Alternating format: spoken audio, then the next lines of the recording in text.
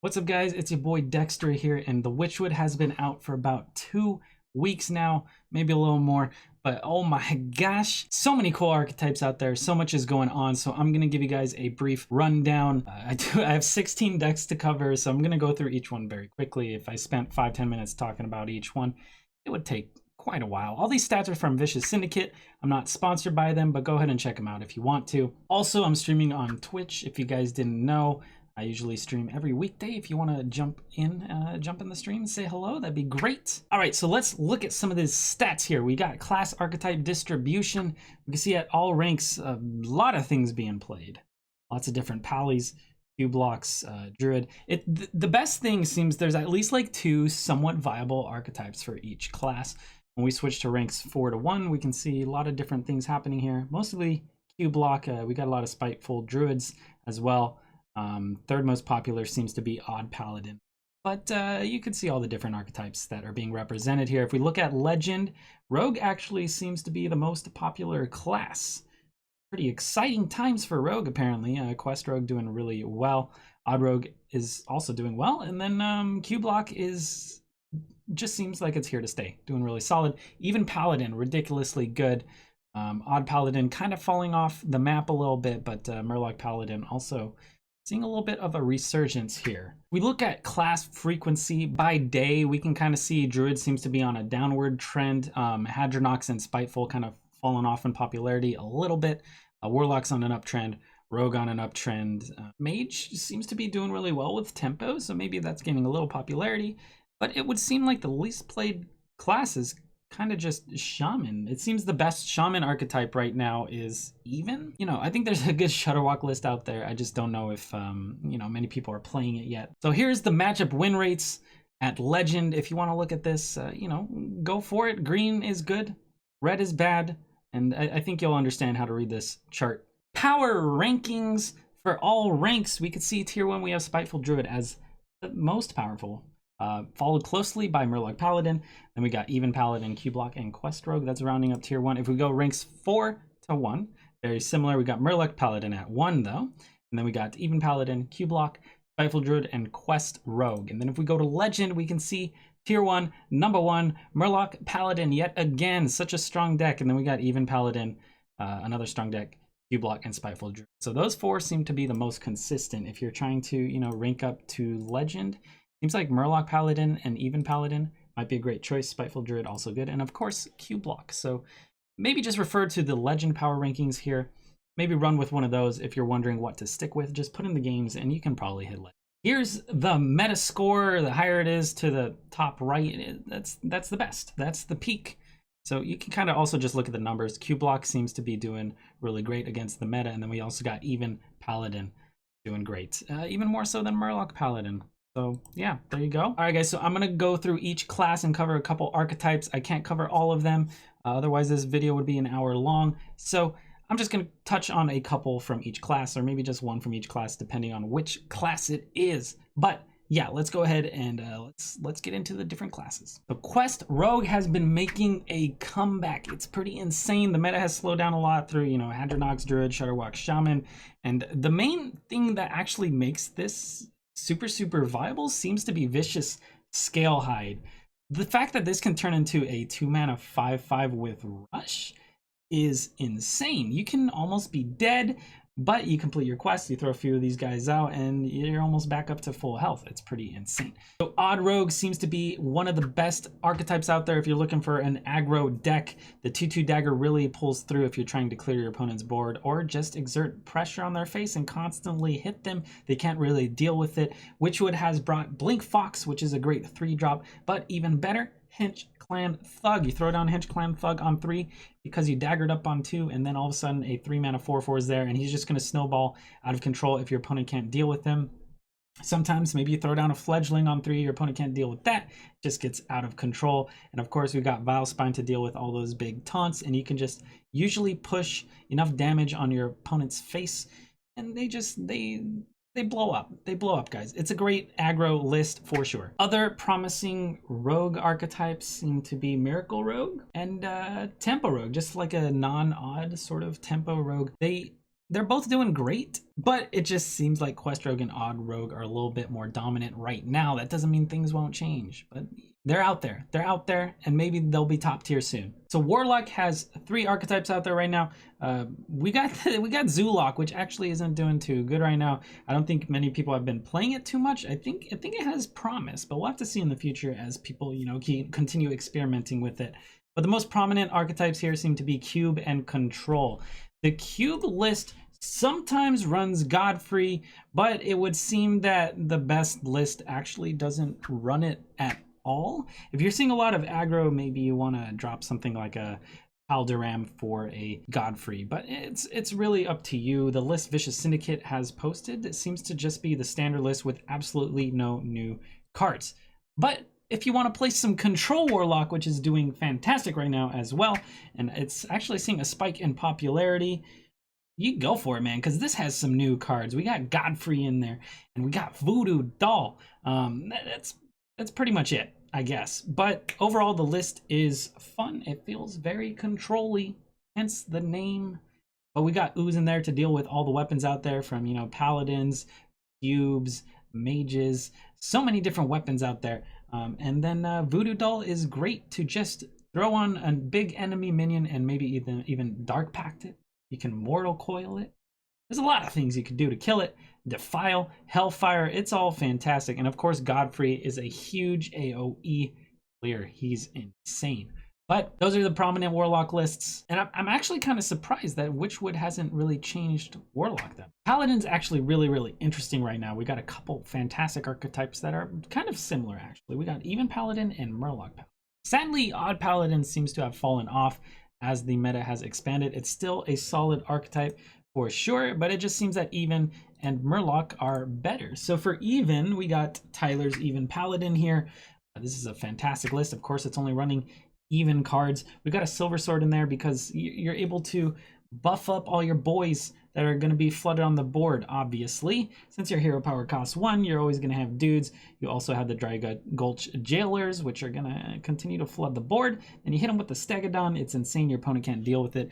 The most frustrating thing about this list to play against, or I guess the best thing when you're playing this list, is if your opponent puts out a bunch of big boys, you hit them with an Equality, and then you either Consecrate or you Avenging Wrath. Avenging Wrath is so good here, it's insane. Pretty much with an Equality, it's a board clear. So you got Equality Consecrate or Equality Avenging Wrath.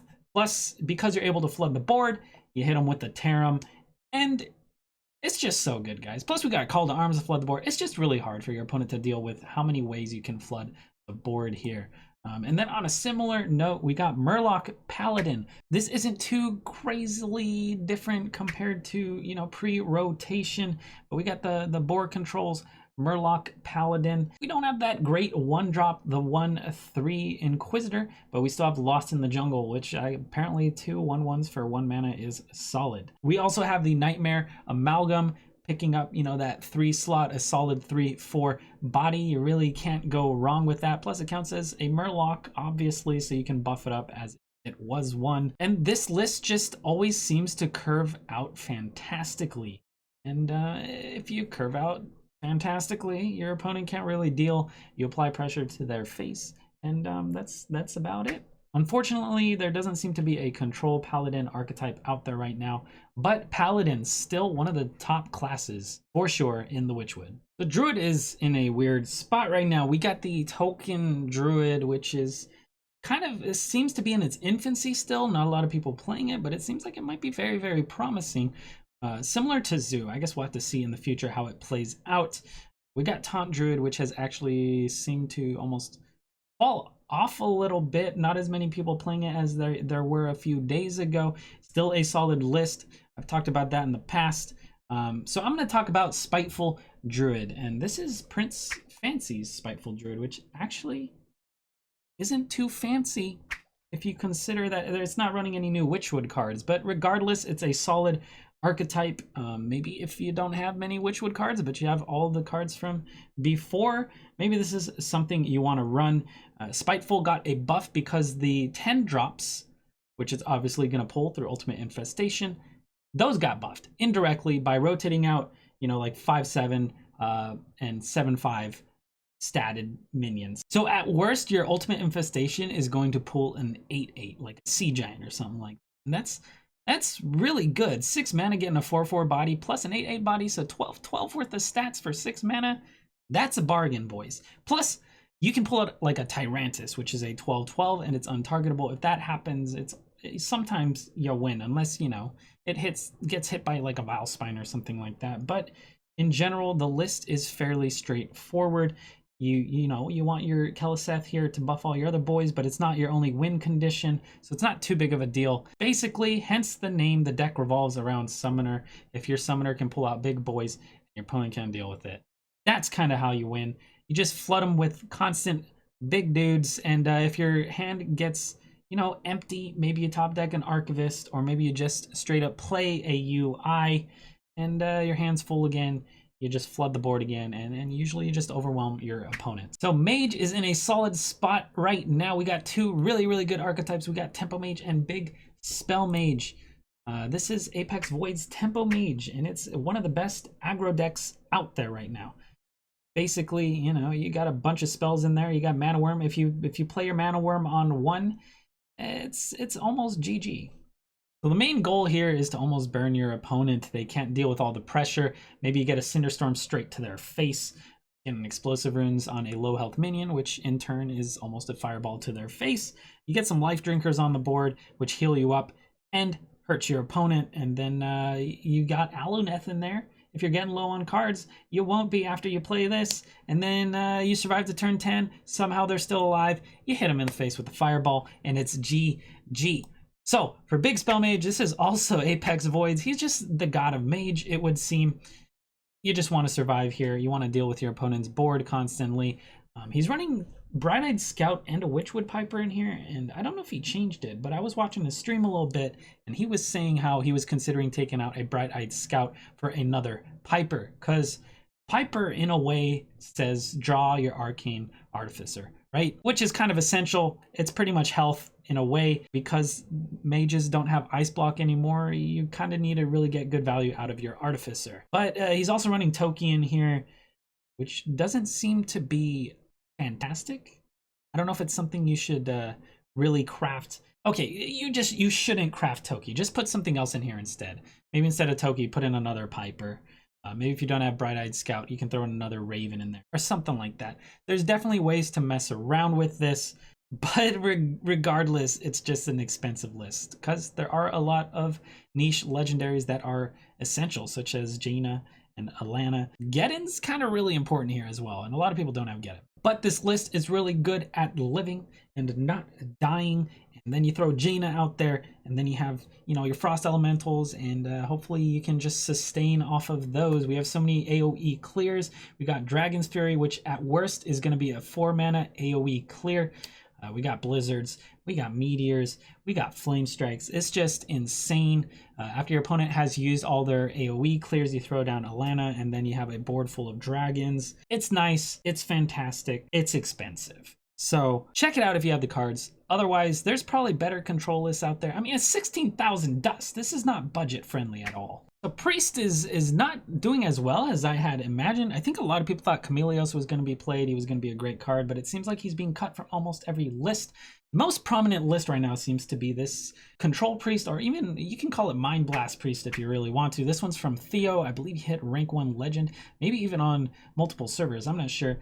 He has a guide somewhere out there on the internet, but basically what you want to do here is survive. You want to survive, and you want to not die. If your opponent floods the board with a bunch of dudes, you hit them with the Psychic Scream. Shuffles all the dudes into the deck, which are pretty much dead draws for them. From that point, what you want to do is you want to have your Anduin played, so you're in Shadow Reaper form. Then you hit the opponent in the face with an Alexstrasza. They start shaking in their boots. They're low health. That's great. That's what you want. Then you have a couple Mind Blasts in your pocket. So you ping them, you Mind Blast, you ping them, you Mind Blast, you ping them. They're almost dead, or maybe they are dead. And what's so great about this is you maybe even have extra Mind Blasts from your Shadow Visions. It's possible. Who knows? This might have difficulty dealing with high armor targets, maybe against like a Odd Pally or something like that, but usually the Mind Blast ping stuff, it goes a long way, and it can usually deal with your opponent. You really want to get some card draw out of here with your clerics and your hymns, and usually you can get enough card draw to kind of cycle through your deck. We also have Combo Priest kind of making a comeback. Here's Meaty's Combo Priest. It's relatively budget, which is actually really good. I believe he hit like top 25 legend on multiple servers. Maybe it was top 50, but Meaty's a great player, and this is a solid list. He has Shell Razor and Steambot in there, which are high health targets. Maybe you hit them with a couple Divine Spirits and Power Word Shields, and then you inner fire them, and you kill your opponent in one go. That's kind of the dream here. Hyper is great because it can pull your Cleric, and Clerics are essential to drawing your deck. The name of the game here is draw your deck, get your combo, and just crush your opponent. So Hunter seems to be struggling compared to other classes. Unfortunately, Baku Hunter was really good in the beginning, and I mean, it still hit rank 1 legend fairly recently with Rookie's Face Hunter here. This archetype is really good against Quest Rogue and Q blocks. So if you're seeing a lot of those, this might be the deck to play, but it kind of just loses to everything else. Basically, you got Baku to upgrade your hero power, to constantly smack them in the face. They can't really deal with it. You're just, constantly exerting pressure with your 1-drops, your Leper Gnomes, your Veterans, your Moles, your Emerald Reavers, and hopefully you can kill them before they can stabilize. It's not doing too great right now, but it is relatively budget. So if you need a budget list, you can probably get to rank 10 or 5 fairly easy with this. Legend might be a different story though. For Spell Hunter is actually doing okay. We got Nick Chipper, the Hunter God. Here's his list. It's doing all right. I've played a fair amount of Spell Hunters, and they seem to hold their ground. It's really similar to the Barnes lists of pre-expansion, but instead of running Barnes Yasiraj, we're running To My Side. And we lose Cat Trick here, which is actually really solid. It was solid, and now it's just not. It's not the same. It's not the same, but it's still a solid list. So check it out if you really miss your Spell Hunter and your Face Hunter. But yeah, unfortunately, Hunter is not doing too great right now. Warrior is pretty solid right now. Actually, we got Control Warrior, we got Odd Taunt Warrior, Normal Taunt Warrior, and then we also have a Rush Warrior sort of archetype. The most prominent seem to be Control Warrior and Rush Warrior. We got Fury Hunter's Odd Control Warrior, which he hit really high legend with, maybe even rank 1. I don't even remember, but this list is a blast. I've actually been playing this one a lot, and it's just so much fun to play. It's very expensive, we'll give it that, so it's not budget friendly, but it has the Rush package in there. You're constantly armoring up for 4. There's a bunch of great AoE possibilities in there. I mean, we got Whirlwind, King Mosh. We just have normal Whirlwinds, of course, if you don't need King Mosh. We got Brawl in there as well. We have Reckless Flurry, and Geddon in there for a little bit more AoE. Basically, you survive, you control the board, and eventually your opponent kind of just dies. And sometimes you're really good at winning in fatigue because you can always armor up for 4. So maybe you win against control locks. Maybe you don't. I don't even know. But we also have Keibler's Rush Warrior, which is doing really well. Per him, it's good against like even Pally and stuff like that, which you're definitely going to encounter a lot on your way to Legend. It almost plays like a tempo list. We got very tempo looking cards here. It is expensive. We got Countess in there, and Gromosh and Scourge Lord and Lich King and Darius. So once again, not too budget friendly. Warrior just doesn't seem to be a budget friendly class, but this list plays really nicely. Rush cards feel great. They're really fun to use. So if you got the Rush cards, you want a Rush Warrior, this is definitely your list to go with. Slapping a Crier down on one, which pulls, your Worgen or your Darius, just feels so great. I guess it could pull your Red Band Wasp too, which you slap down on too. Or maybe you got the weapon. That 2-drop weapon is fantastic. So overall, Rush Warrior in a good spot. And Control Warrior, Odd Control Warrior, so good, so promising. And I think it's better than the stats are letting on personally, but we'll have to see in the long run. So Shaman has fallen quite a bit since the Shutterwalk sort of debacle. Everyone thought it'd be OP. Doesn't seem to be. Seems the most prominent list is actually Even Shaman. So here's Coco Sasa's Even Shaman. It's really good at flooding the board because you can keep throwing your totems out, and they usually have more than 1 health, so maybe your opponent can't deal with it too easily. We got Muck Sparkiel, which is just a fantastic card. Really great value. And then we got Corpse Taker, which can get Wind Fury, Lifesteal, Taunt, all that good stuff because you got Alakir in there so it can pick it up. And then you also got Scale Hide for it to get that life steal. We also have Hex, which is really strong right now in this meta where things are always getting buffed. Maybe you want to use it on a Void Lord, a Hadronox, stuff like that. You can actually really mess up Hadronox Druids by just hexing anything. Because then when they try and Witching Hour, they have a good chance of pulling back a Frog instead of Hadro. So great list here. Sea Giant almost always available at a discount because you're going to be able to flood the board. If your opponent's flooding the board too, you're probably going to get Sea Giant out there really quickly. And we got Hagatha for a nice AoE clear, and then you keep throwing boys on the board after that, and you're just going to get insane value through that hero power, the passive hero power. So yeah, even Shaman doing great right now, and unfortunately not many crazy Shutterwalk lists out there. I still think there's going to be a great list to come, but who knows, I could be wrong, obviously. But maybe there's a non-OTK Shutterwalk out there. We can dream, right, boys? We can dream. So that's it. Those are all the archetypes I'm going to cover. My personal favorite, still kind of that even Warlock, man. It's just not doing good in the current meta, but it's still a good list. I've been recently really enjoying the Fury Hunter Warrior quite a bit. I hope you guys enjoyed the video. Remember, I do stream on Twitch, so hit that thumbs up. Maybe go check me out on Twitch. I would definitely appreciate that. And craft wisely, stay hydrated, and I'll see you guys next time. Peace.